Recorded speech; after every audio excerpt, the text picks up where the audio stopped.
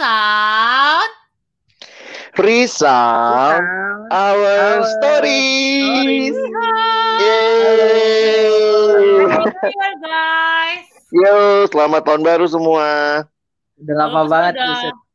udah nggak Setahun. banget ya. Tahun. Lama banget. Akhirnya kita kembali mendarat di udara. Bukan mendarat ya, mengudara ya. Akhirnya kita Melayang. mengudara. Asik. Nah, ngomongin tentang mengudara teman-teman di tahun 2022 yang dimana ini semua adalah kalau kata orang sih dunia baru ya. Bukan dunia baru sih.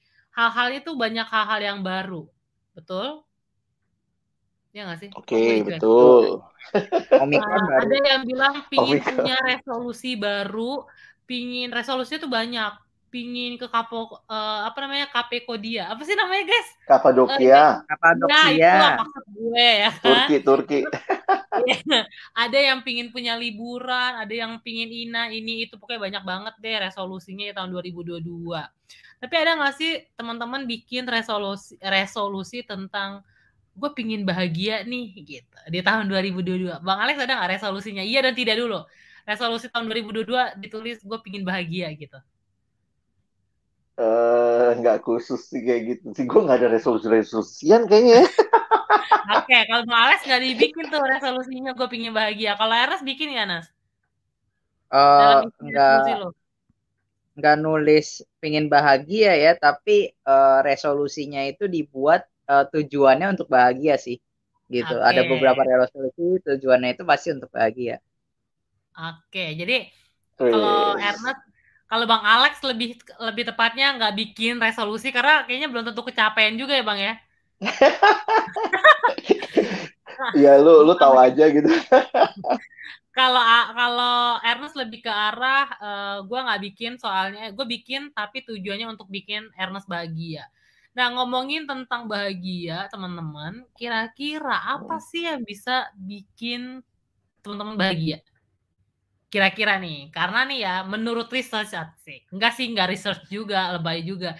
Cuma menurut pandangan gue nih beberapa, ada teman-teman gue yang berpikir untuk gue bakalan bisa bahagia kalau gue punya financial freedom.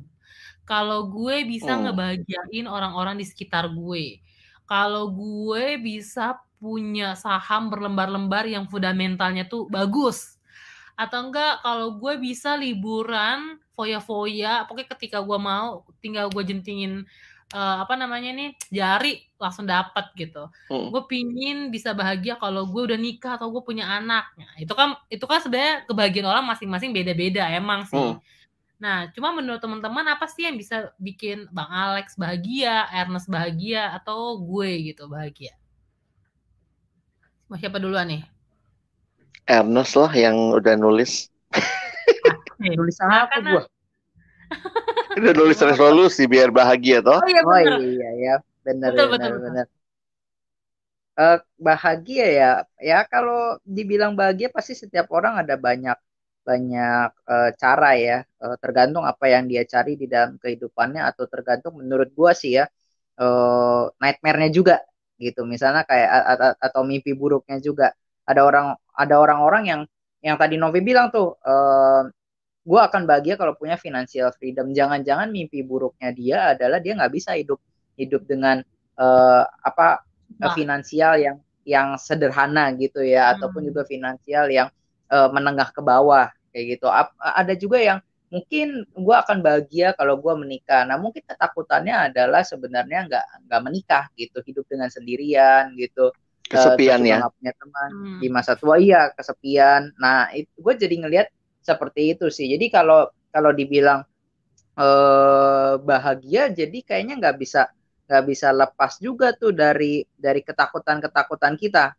Nah itu yang gue lihat sih. Makanya jadi rada bingung, setiap orang kan pada ngomong bahagia lu sama bahagia gue beda kayak gitu ya, karena mungkin ketakutan lu sama ketakutan gue beda sebenarnya. Makanya nggak bisa, orang kan selalu bilang ya jangan sama-samain dan lain sebagainya. Nah, memang beda soalnya ketakutannya. Nah itu sih yang gue lihat ya soal bahagia gitu noh. Oke, berarti bisa disimpulin kalau sebenarnya kebahagiaan itu sama dengan apa yang menjadi ketakutan kita ya menurut lo ya Nas? Bener nggak? Beda sih, pasti beda. Tapi kita mencari, kalau kita nggak mendapatkan kebahagiaan itu apa? Cuman dua gitu. Kita mendapatkan kebahagiaan atau kita akhirnya hidup di dalam mimpi buruk gitu. Nah Iya, itu yang gua pikir, seperti itu jadinya. Mungkin nggak gini, Soalnya Nas. gimana? Ketakutan-ketakutan kita itu sebenarnya menunjukkan hal apa yang kita cari untuk bikin kita bahagia kali ya. ya itu maksud gue. Bener nggak itu, Ya, Bang? ya begitu, Oke, begitu, oke. begitu. Ya, emang agak rumit ya Takut, filsuf kita ya. takut ini ya, Betul. filsuf ya. Takut kesepian, Ya, jadi makanya akhirnya menikah. pengennya mau merit karena dianggap kalau merit nggak kesepian bahagia gitu ya. Ah. Tapi bukan berarti teman-teman yang menikah itu kita mengasumsikan bahwa mereka takut sendiri. Enggak ya. Enggak gitu kan Bang ya maksudnya ya. Enggak juga sih ya. Kalau Iya. kayak begitu akhirnya kan pernikahan jadi sangat egoistik sebenarnya ya. Nah, betul setuju. Nah, kalau menurut gue bahagia itu sama sih kayak teman-teman. Gue setuju tuh sama statementnya si Ernest. Ini kita masih ngomongin tentang definisi bahagia buat teman-teman ya. Kalau menurut gue sih bahagia itu adalah sesuatu yang apa ya, yang lu juga bisa puas ketika lu ngedapetin itu gitu. Kayak lu bener-bener sesuatu yang bisa menyenangkan lebih dari sekedar makan enak gitu loh. Itu menurut gue kepuasan. Gue berpikir segala sesuatu itu yang kepuasan sejati sih. Maksudnya kayak ketika lu ngedapetin itu tuh, aduh ini nggak akan bisa gue beli nih kebahagiaan itunya gitu. Jadi kayak misalnya lu ngebantuin seseorang aja, lu sebenarnya itu kan nggak bisa dibeli ya. Ketika lu benar-benar ngebantuin orang yang sulit dan lu sebenarnya juga sulit, tapi lu bisa merelakan sesuatu. Misalnya berbagi dengan apa yang lu punya itu juga satu hal yang membahagiakan sih sebenarnya. Intinya kalau gue adalah sesuatu hal yang lu nggak bisa beli, tapi lu bisa ngedapetin itu gitu. Bingung kan nanti gue jelasin. Asik. Lanjut ke Bang Alex. Pusing-pusing deh. Gue agak susah kalau bicara definisi bahagia itu sebenarnya satu situasi yang stabil, yang aman, yang tenang, yang nyaman, atau mungkin kalau kayak ke bahasa kita gitu ya, shalom. Jadi shalom itu kan damai sejahtera yang meliputi kondisi fisik, kondisi rohani, kondisi mental, kondisi spiritual. Jadi menyeluruh gitu. Menurut gue sih itu ya. Karena Itu gue bahagia ngelihat Bang. juga, gue ngelihat ya kalau duit bikin bahagia, banyak orang kaya nggak bisa tidur karena Nah mikirin duitnya itu. di mana-mana gitu ya. Jadi maksudku apa ya, kondisinya tuh tidak hanya berkaitan dengan hal-hal fisik aja gitu. Misalnya saya punya ini, saya mencapai ini, bahkan juga tidak hanya berkaitan sama hal-hal yang mungkin achievement ya di dalam hidup. Misalnya tahun ini gue di kerjaan naik jabatan promosi.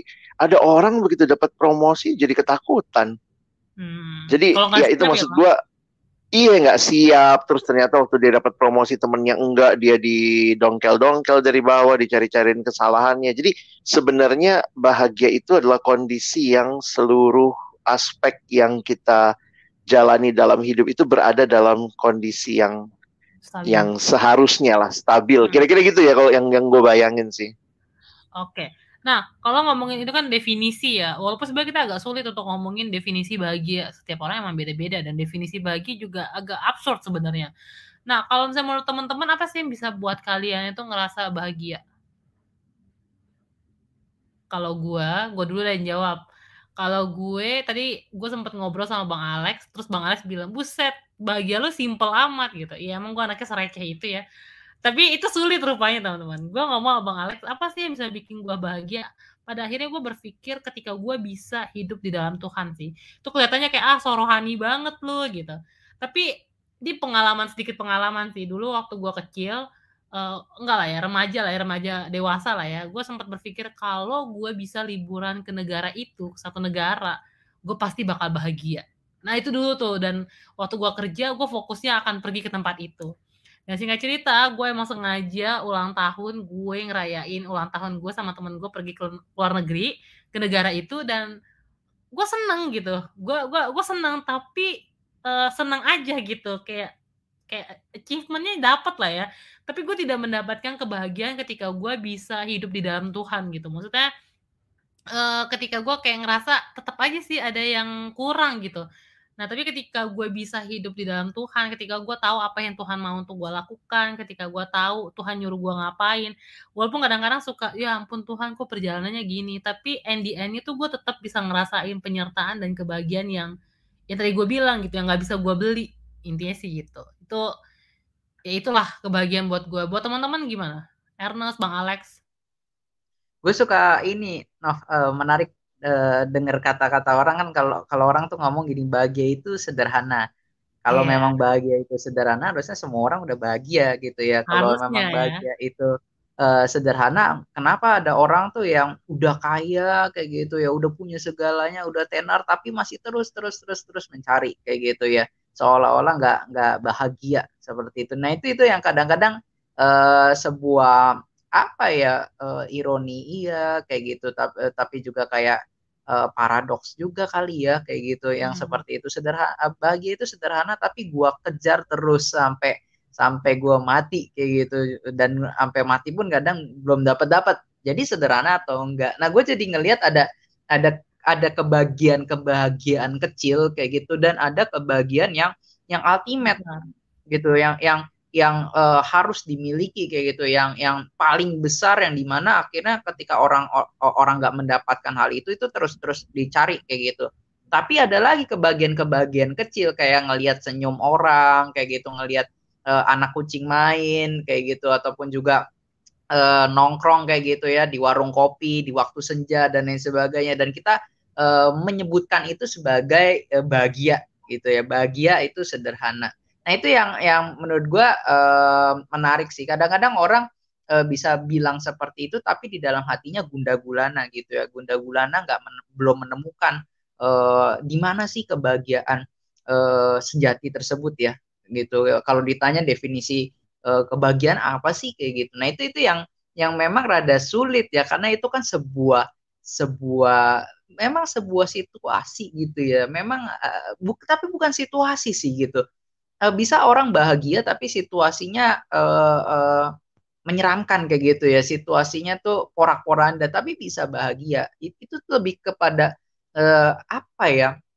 Kondisi batin kali ya gitu. Nah itu yang kondisi batin, yang dimana kita tahu segala sesuatunya it is well kayak gitu, segala sesuatunya akan berjalan dengan baik, ada Tuhan di dalamnya, nggak akan kenapa-napa juga, kalaupun kenapa-napa pun juga gue akan sanggup melewatinya kayak gitu, karena ada kekuatan yang diberikan kepada gue untuk melewatinya dan lain sebagainya. Terus rasa damai sejahtera, kayaknya itu kebahagiaan deh gitu. Kalau Kalau buat lu, sisanya kayaknya ya kalau gimana buat lu no? sendiri apa sih yang bisa bikin lu bahagia? Nah, tadi kan pertanyaan simpelnya itu dulu. Ya. Nah, makanya yang gua lihat jadinya kayak gitu ya, waktu ada hal seperti itu, ada kebahagiaan yang ultimate dan juga kebahagiaan kecil. Gua ada banyak hal kayak gitu kalau untuk bahagia kecil gitu ya. Kalau gua lapar dapat makanan itu gua happy gitu, itu gua senang gitu. Tapi apakah itu bahagia yang terbesar di dalam kehidupan gua? Nah itu jadi pertanyaan. Memang akhirnya waktu gue cari-cari gitu ya, apa sih yang seharusnya menjadi sumber bahagia gue kayak gitu. Ini gue lagi bukannya mau sok-sok rohani gitu ya, seperti yang Novi bilang. Tapi kalau gue cari sumber kebahagiaan misalnya dari financial freedom, misalnya dari situ, itu pun juga nggak kokoh kayak gitu. Itu nggak tetap, atau lebih tepatnya itu fana sifatnya. Suatu bisa diambil dari gue. Nah, masa iya kebahagiaan gue yang terbesar mau gue pertaruhkan kayak gitu ya, gue percayakan kepada hal yang tidak kokoh kayak gitu ya, yang tidak tetap. Nah, akhirnya mau nggak mau kayak gitu ya, dan akhirnya setelah merenung-renung nggak ada pilihan lain. Memang nggak ada pilihan lain. Yang pertama, yang kedua memang benar. Mau nggak mau tuh kebahagiaan itu berasal dari Tuhan itu sendiri gitu, dimana akhirnya gue bisa memiliki relasi pribadi dengan Tuhan, karena itu yang akhirnya tersisa gitu di dalam kehidupan gue. Kalau gue nanti mati kayak gitu, kalau gue sumber kebahagiaan kecilnya itu semua dicabut dari gue, terus pertanyaannya apa yang tersisa dari gue? Karena semua kebahagiaannya udah dicabut.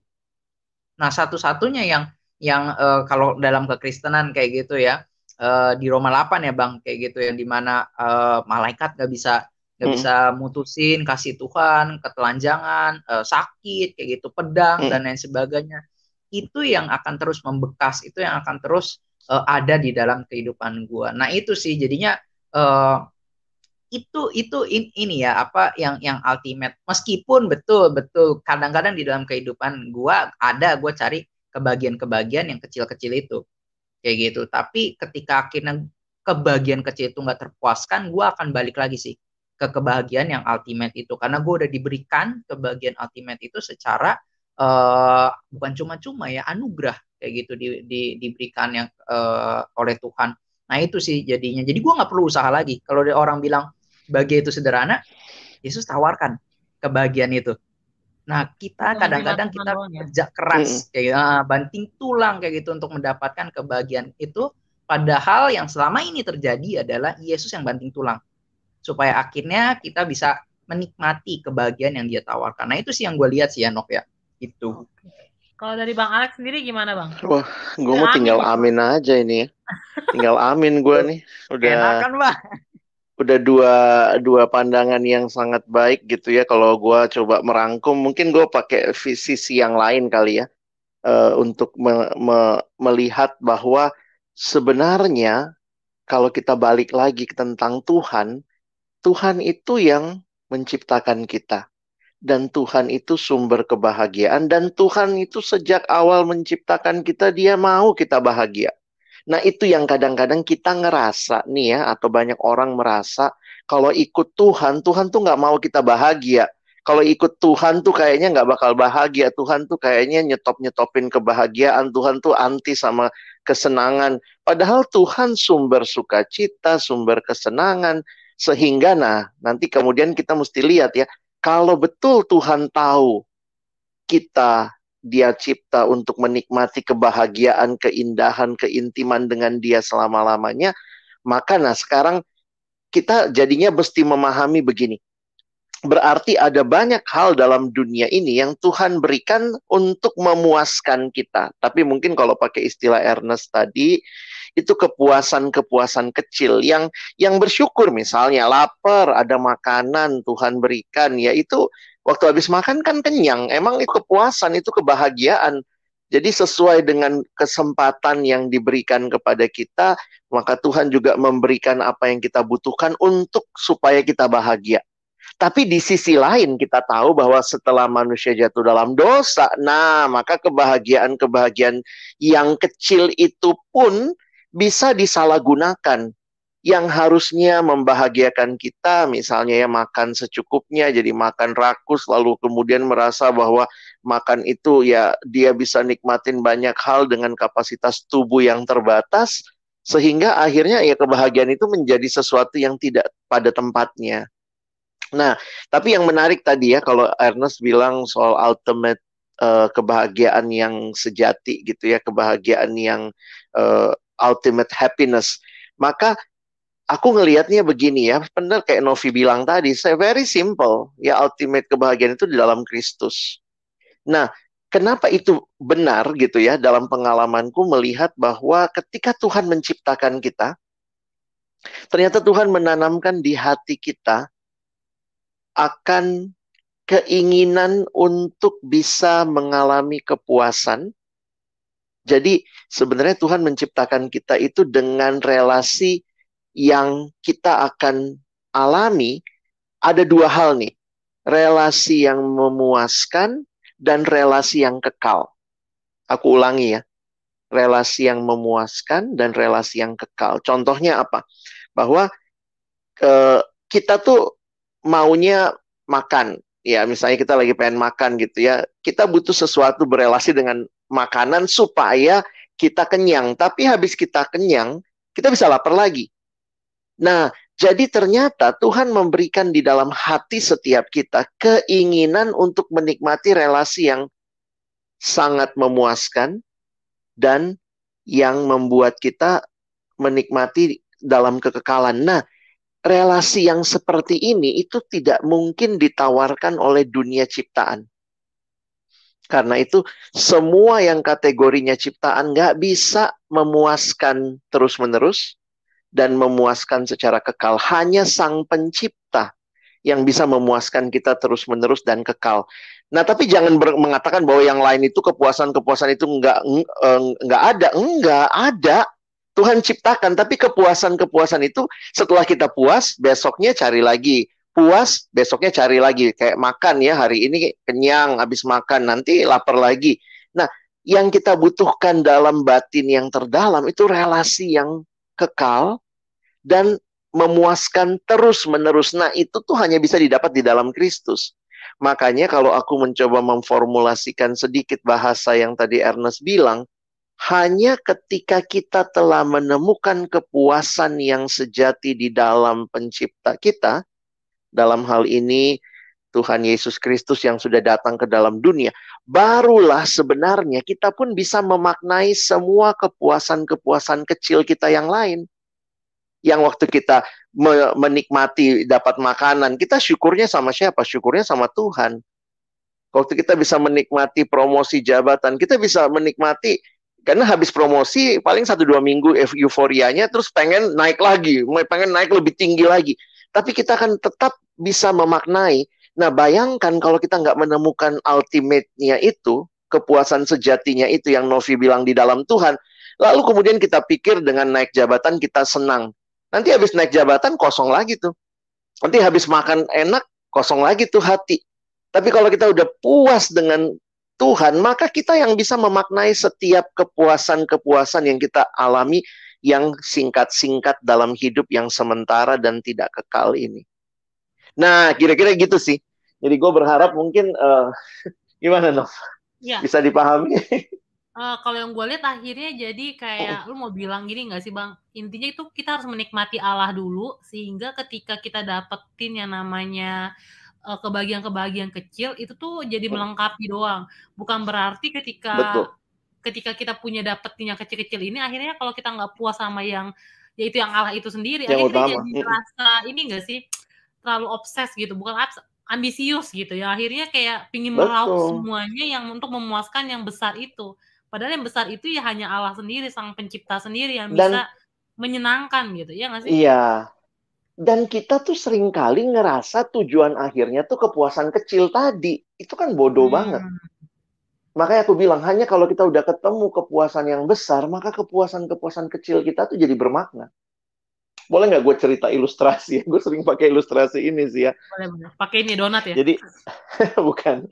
Jadi ini cerita kalau misalnya lagi ada keluarga nih ya, mereka mau tamasya ke taman safari ya. Jadi kemudian naik mobil lah masuk tol, bapak, ibu, anak 2 gitu ya, mau menuju ke taman safari. Wah, sepanjang jalan mereka udah excited banget. Nah, terus keluar tol di Ciawi menuju ke taman safari, terus mereka lihat ada papan billboard besar. Wih, papan itu tuh tulisannya Taman Safari. Lalu di situ ada gambar gajah, ada gambar burung, ada gambar beruangnya, ada gambar singanya, harimaunya. Lengkaplah gambar itu semua. Dan kemudian mereka lihat, wih, kita udah nyampe Taman Safari. Mereka berhenti dong di bawah billboard itu. Bapaknya stopin mobil di situ, anaknya, istrinya duduk, gelar makanan sambil lihatin billboard. Ternyata waktu mereka lihat di bawah billboard itu tulisannya gini, Taman Safari tanda panah 10 km lagi. Nah, banyak kita tuh camping di kepuasan-kepuasan kecil. Sehingga kita tuh nggak nyampe sebenarnya. Nah, kalau kita sampai ke safarinya, maka waktu kita lihat gambar itu jadi bermakna. Tuh, itu yang ada di kepuasan sejati. Jadi, jujur aja ya, kalau kita mau mengatakan dengan buat kita yang sudah ketemu tujuan yang sejati, setiap kali kita menikmati kebahagiaan kecil, itu sebenarnya hanyalah papan penunjuk kepada kepuasan yang sejati. Tapi itu ya, jangan sampai kita jadi manusia-manusia yang hanya camping di bawah billboard dan merasa itulah tujuan kita, saya sudah bahagia. Kebahagiaan yang Tuhan janjikan tuh lebih indah. Tuhan tuh nggak anti kebahagiaan. Kira-kira gitu sih ya. Oke, I see. Oke, ini menarik sih menurutku. Maksudnya kayak ya mungkin jadi pertanyaan kita di awal tahun, masih bisa dibilang awal tahun lah ya, karena kita masih di Januari gitu. Saya pertanyaannya adalah sebenarnya kita udah di mana nih? Ya nggak sih, kita masih ada di billboard itu kalau misalnya ngelihat dari ilustrasi Bang Alex, atau sebenarnya kita udah ada di sedang menuju lah ya. Kalau misalnya dibilangin kita udah ada di apa namanya di taman safarinya, kayaknya gimana banget gitu. Apakah kita justru jadi kayak mau pergi ke taman safarinya untuk melihat kebahagiaan itu gitu? Iya nggak sih? Itu menarik sih. Gimana Ernest nih, filsuf kita? Mungkin ada kesimpulan. Kata penutup nih, kata penutup. Kata penutupnya ilustrasinya bagus Bang, lanjutkan Bang. Kalau gue mungkin kata penutupnya ini kali ya. Ya semangat di awal tahun guys. Jadi tujuannya jangan di bawah billboard, jangan berkemah di bawah billboard, karena di taman safari lebih bagus dan lebih indah dibandingkan di bawah billboard ya. Betul.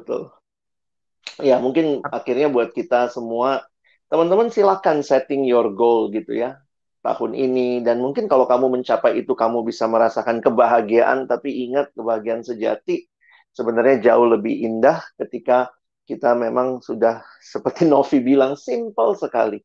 Aku bahagia kalau aku di dalam Tuhan, karena memang dengan kalau si C.S. Lewis ya Nes ya yang bilang ketika matahari itulah gimana kalimatnya? Oh ini kenapa dia percaya ke Kristenan ya? Justru karena dengan matahari aku bisa ngelihat segala sesuatu dengan yang lainnya.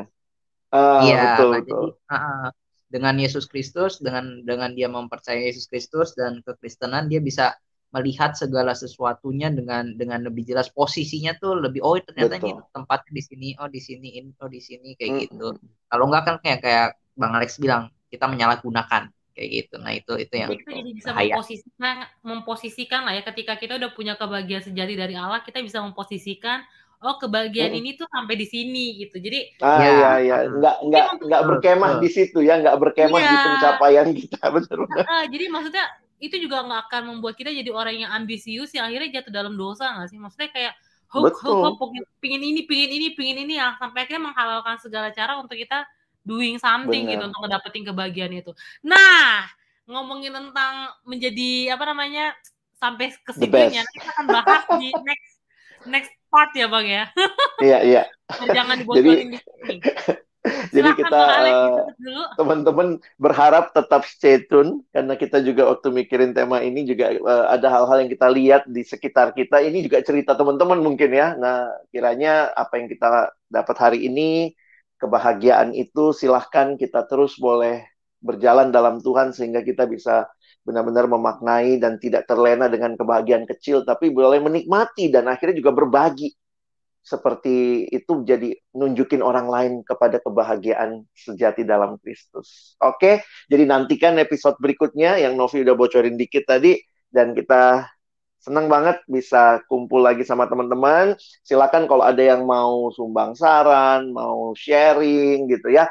Kita punya Spotify ada, lalu kita ada friends IG ya. IG kita apa Nas? Di friendsound.id. Oke, friendsound.id, dan kiranya nanti teman-teman bisa sharing juga di situ atau usulin topik-topik. Oke, segitu dulu untuk hari ini. Thank you teman-teman. Sampai jumpa.